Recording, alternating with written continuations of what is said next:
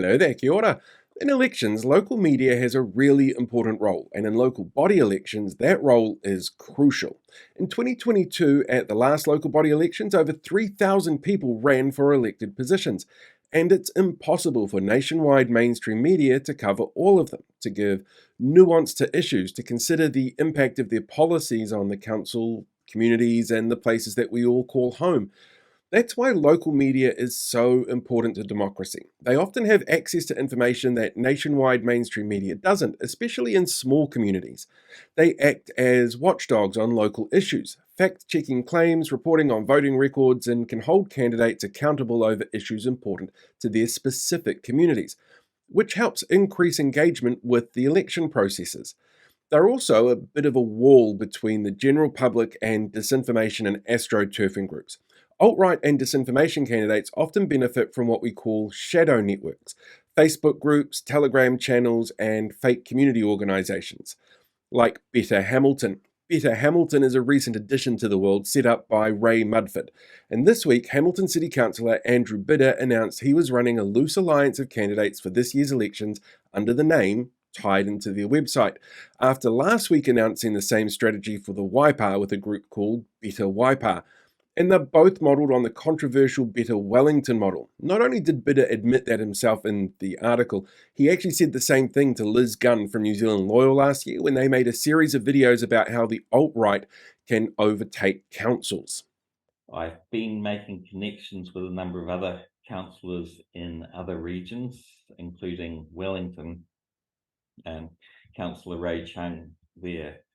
Yeah, this is a candidate who was this week endorsed by the alt-right Twitter troll who set up the anti-trans inflection point event in Wellington and whose unfounded rumours resulted in death threats aimed at Green MP Benjamin Doyle. So clearly a great affiliation that Hamiltonians might want to be aware of. And therein is the crux of the problem with this coverage. Nowhere does it mention in this story announcing the Better Hamilton Alliance links with disinformation beliefs. Bidder's most well-known controversial moment was when he called Waipa Mayor Susan O'Regan slurs used to disparage disabled people because of 15-minute city conspiracies. That was his actual defence that he gave in the meeting where council censured him. His co-candidates he's announced so far? Well, in Waipa, they include a horse-loving anti-trans turf vaccine-hesitant illegal parliamentary siege refugee and a man once blocked from the Ministry of Health for spamming them with anti-vaccine and anti-fluoride crap. In the Better Hamilton website, well, Mudford actually ran with Bidder in 2022.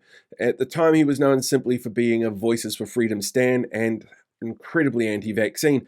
He was the least controversial of all the candidates in that ticket, which included Rudy Deploy, a man who once tried to revive the apartheid-era Day of the Vow ceremony in Hamilton, a celebration of a massacre of Zulus in the 1830s, and last election made headlines for using MS Paint to say someone had attacked his election signs.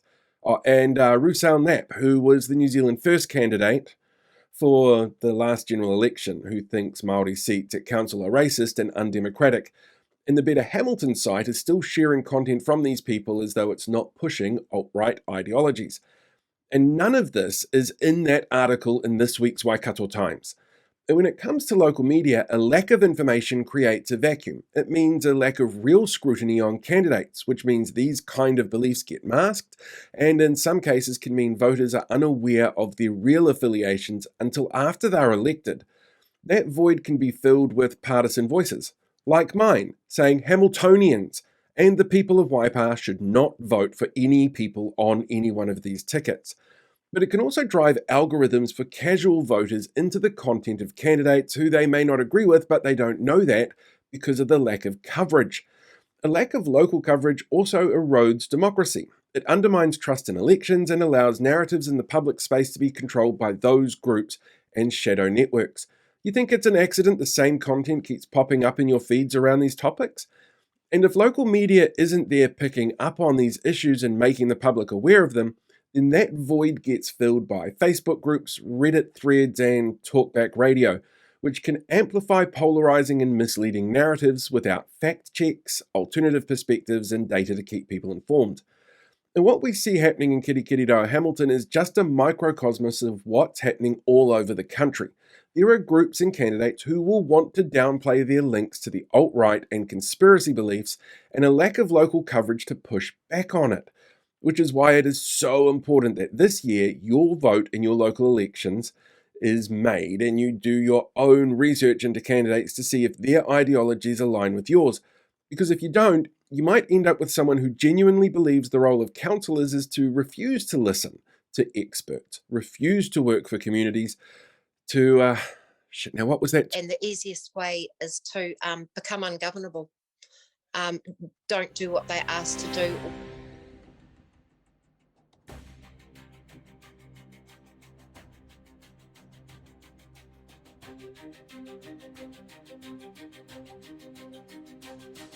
Hey, thanks for checking out today's video. Make sure you like, share, subscribe so you get more updates as we go along.